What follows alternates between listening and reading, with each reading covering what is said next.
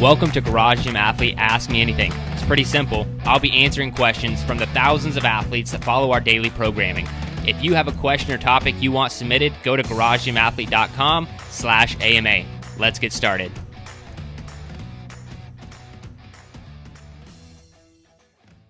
All right, ladies and gentlemen, welcome to the Garage Gym Athlete podcast. Jerred Moon here with Joe Courtney. What's up, Joe? What's happening? Dude, you still got a Christmas tree back there. Yeah, it's staying for a while. I like having some sort of backlight, and I don't want to see a blank corner. I don't know what to do back there. Why don't you make like a fitness tree? What the hell's a fitness tree?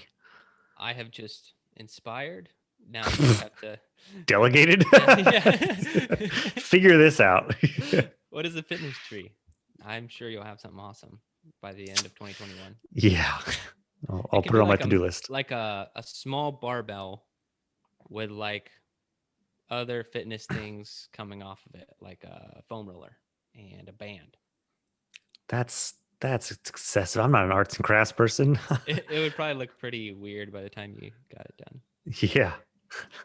All right, let's get into this. The name is Arlen, and here's the question. He said, longtime listener, second-time caller, as someone who is consuming a lot of content/information from a variety of different sources, books, journals, podcasts, etc., and topics, training, nutrition, mindset, and business, any tips and tricks for digesting and absorbing all of that information, and of course, most importantly, implementation.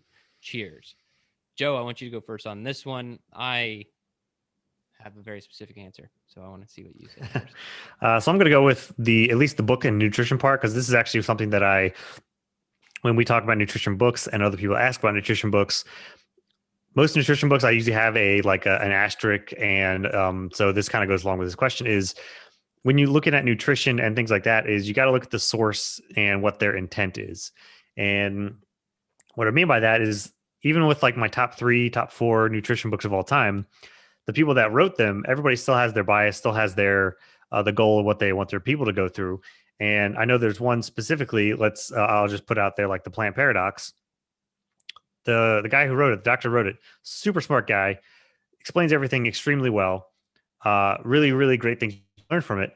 But the people that his patients, what he's striving for, are people with like really severe like autoimmune type diseases. They're much older in life. He just wants them to live their best life and like be healthy, not fitness at all. So there's asterisks to that, to okay, what is what are their clientele? What are they pushing you toward? And there's another one that we read that was all about longevity, living as long as possible, not even taking fitness into it. So I think you need to look at, okay, what applies to me? How can this benefit me from their context? But you have to add you almost like a Venn diagram context. So, okay, they're going for this for longevity, but I still need the fitness part. So I can include all of these things, but just kind of like, okay, just take those for what they are. And you see that a lot in nutrition in general. And, well, first of all, also with nutrition, don't watch documentaries, because those are just the worst kinds of bias. But for new books and other sort of weeding through that, you have to look at what the intent is. I think that's a great answer. Also with Deep Nutrition, Kate Shanahan. No, what was her second book? What was the other one? Fat Burn Fix? Yeah. So she started to slightly get into energy systems, just slightly. She talked about how people were bad at burning fat and everything. And I got so excited when I was listening to the book, because I was like, awesome. You know, we talk about this stuff.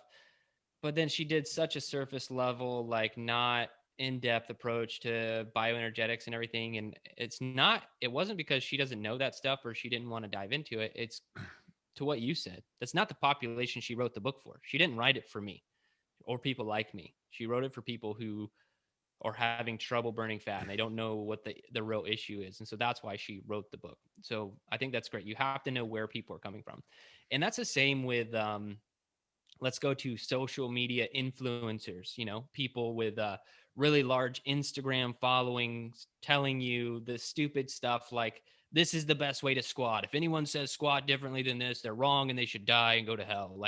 And that's how everyone it's just like politics. People are trying to be super polarizing just to get a response from you.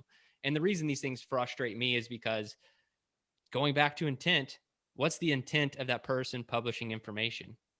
the intent of them publishing that information is to get you fired up and to get you commenting and engaged and tagging people and all this stuff. That's what they want. They don't necessarily care as much about what the best information to put out there is. That's, to be honest, why we've struggled at times, because there's very little entertainment factor with me, at least. That I think Joe, Ashley, Kyle, you guys help with that on the main podcast episodes.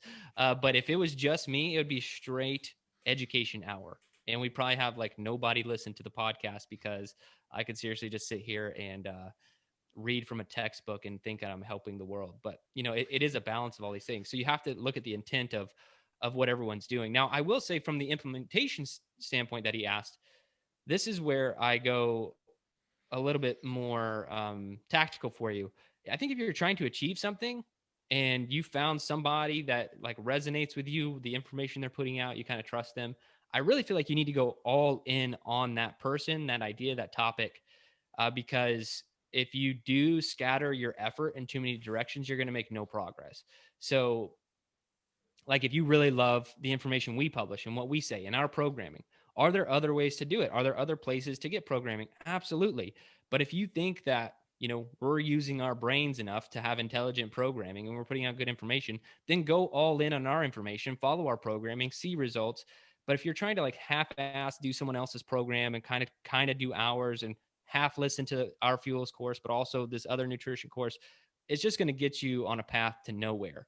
And this is the same with like business stuff. I've found, like, if I try and take 4 or 5 different business strategies, it just confuses everybody and nothing really happens. But if we go all in on one thing and then put all of our efforts behind it, you're going to achieve it faster, whatever that goal may be. So I think that's true of almost anything. If you go all in on somebody's strategy, if you're trying to achieve a very specific goal, if you're just trying to educate yourself, which it sounds like you are, take Joe's approach. I think if you stuff your brain with as much information as you can, that's a good thing. It's going to make you smarter.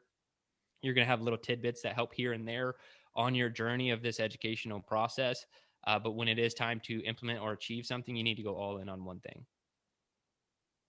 Yeah, I think that pretty much sums it up. Cool. Well, that's it for this one. Thanks for the question. I think that's really, really good, because I know a lot of people are like that. We always joke about Joe Rogan, right? Someone listened to a Joe Rogan podcast and now they're a fitness or nutrition expert because they listened to one interview on the Joe Rogan podcast. And this stuff happens to us all the time. We see people pulling information from too many sources, and then they challenge us because they heard one interview somewhere that was out of context. You really got to know your stuff, and you got to do your research to, I don't know, just to succeed in any of this. Like, this, be open to the whole picture, man. Yeah. Like, anyway, thanks for the question, and I really do appreciate it. If anybody else has a question, go to garagegymathlete.com/AMA, and we can get that question answered. And we would love to do that. If you are watching our smiling faces on YouTube, go ahead and subscribe to the channel, give us a thumbs up, and leave us a comment. Let us know how we're doing, and let us know if there is a Joe Rogan podcast out there that is something that we should have paid attention to that we don't know. Anyway, there was one we listened to as a team, and that was a real fire starter. I don't know if we can do that again. So anyway, thank you for that. And then if you are listening on your favorite podcast player, if you could give us a 5-star review and a positive comment, I would appreciate it a lot. I know Joe would as well. So thanks for watching or listening.